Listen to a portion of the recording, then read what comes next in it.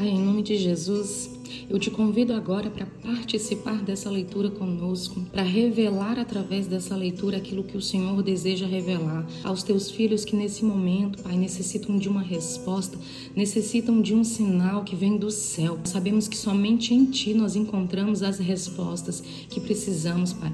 Sabemos que a Tua vontade é boa, perfeita e agradável e por isso nós queremos estar debaixo da Tua vontade, Senhor. Eu clamo a Ti neste momento, Senhor.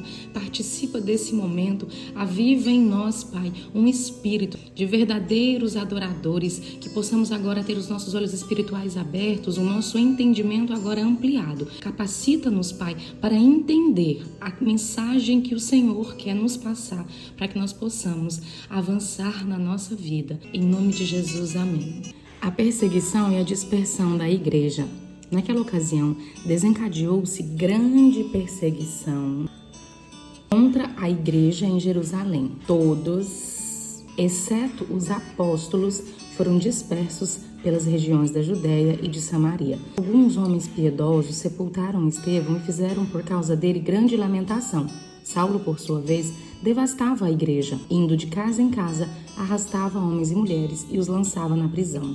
Filipe em Samaria. Os que haviam sido dispersos pregavam a palavra por onde quer que fossem. Indo Filipe para uma cidade de Samaria, ali lhes anunciava o Cristo. Quando a multidão ouviu Filipe e viu os sinais milagrosos que ele realizava, deu unânime atenção ao que ele dizia. Os espíritos imundos saíam de muitos, dando gritos, e muitos paralíticos e mancos foram curados. Assim, houve grande alegria naquela cidade. Simão, o mago. Um homem chamado Simão vinha praticando feitiçaria durante algum tempo naquela cidade, impressionando todo o povo de Samaria. Ele se dizia muito importante e todo o povo, do mais simples ao mais rico, dava-lhe atenção e exclamava: "Este homem é o poder divino conhecido como grande poder." Eles o seguiam, pois ele os havia iludido com sua mágica durante muito tempo. No entanto, quando Filipe lhes pregou as boas novas do reino de Deus e do nome de Jesus Cristo, creram nele e foram batizados, tanto homens como mulheres. O próprio Simão também creu e foi batizado, e seguia Filipe por toda a parte, observando, maravilhado, os grandes sinais e milagres que eram realizados. Os apóstolos em Jerusalém, ouvindo que Samaria havia aceitado a palavra de Deus, enviaram para lá Pedro e João. Estes, ao chegarem, oraram para que eles recebessem o Espírito Santo, pois o Espírito ainda não havia descido sobre nenhum deles. Tinham apenas sido batizados em nome do Senhor Jesus. Então Pedro e João lhes impuseram as mãos e eles receberam o Espírito Santo. Vendo Simão que o Espírito era dado com a imposição das mãos dos apóstolos, ofereceu-lhes dinheiro e disse: "Deem-me também este poder, para que a pessoa sobre quem eu puser as mãos receba o Espírito Santo." Pedro respondeu: "Pereça com você o seu dinheiro. Você pensa que pode comprar o dom de Deus com dinheiro? Você não tem parte nem direito algum neste ministério, porque o seu coração não é reto diante de Deus. Arrependa-se dessa maldade e ore ao Senhor. Talvez Ele perdoe tal pensamento do seu coração, pois vejo que você está cheio de amargura e preso pelo pecado." Simão, porém, respondeu: "Orem vocês ao Senhor por mim, para que não me aconteça nada do que vocês disseram." Tendo testemunhado e proclamado a palavra do Senhor, Pedro e João voltaram a Jerusalém, pregando o evangelho em muitos povoados samaritanos. Filipe e o etíope. Um anjo do Senhor disse a Filipe: "Vá para o sul, para a estrada deserta que desce de Jerusalém a Gaza." Ele se levantou e partiu. No caminho encontrou um eunuco etíope, um oficial importante, encarregado de todos os tesouros de Candace, rainha dos etíopes. Esse homem viera a Jerusalém para adorar a Deus e, de volta para casa, sentado em sua carruagem, lia o livro do profeta Isaías. E o Espírito disse a Filipe: "Aproxime-se dessa carruagem e acompanhe-a." Então Filipe correu para a carruagem, ouviu o homem lendo o profeta Isaías e lhe perguntou: "O senhor entende o que está lendo?" Ele respondeu: "Como posso entender se alguém não me explicar?" Assim convidou Filipe para subir e sentar-se ao seu lado. O eunuco estava lendo essa passagem da Escritura. Ele foi levado como ovelha para o matadouro e como cordeiro mudo diante do tosqueador. Ele não abriu a sua boca. Em sua humilhação, foi privado de justiça. Quem pode falar dos seus descendentes?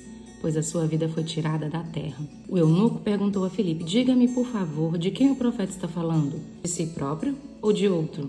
Então, Filipe, começando com aquela passagem da Escritura, anunciou-lhe as boas novas de Jesus. Prosseguindo pela estrada, chegaram a um lugar onde havia água. O eunuco disse: olhe, aqui há água. Que me impede de ser batizado? Disse Filipe: você pode, se crê de todo o coração. O eunuco respondeu: creio que Jesus Cristo é o Filho de Deus. Assim, deu ordem para parar a carruagem. Então Filipe e o eunuco desceram a água, e Filipe o batizou. Quando saíram da água, o Espírito do Senhor arrebatou Filipe repentinamente. O eunuco não o viu mais. Cheio de alegria, seguiu o seu caminho. Filipe, porém, apareceu em Azoto e, indo para Cesareia, pregava o evangelho em todas as cidades pelas quais passavam.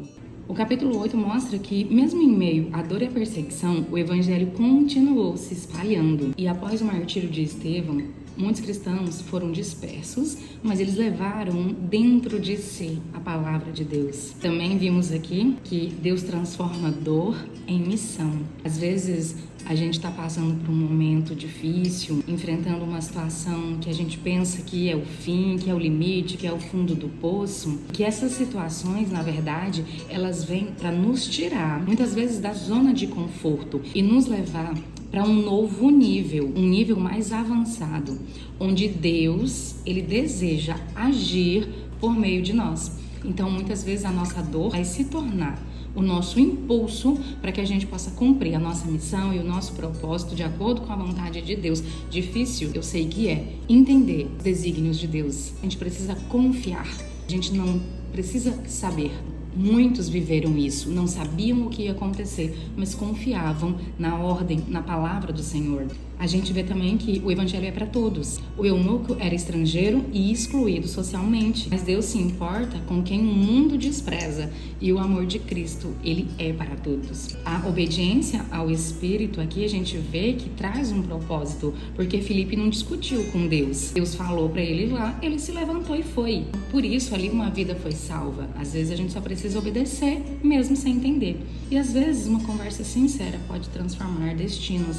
E às vezes a gente até evita de ter uma conversa, a gente foge às vezes de enfrentar uma situação e acaba ali perdendo grandes oportunidades. Eu desejo e espero que você, assim como eu, tenha aprendido muito com esse capítulo 8.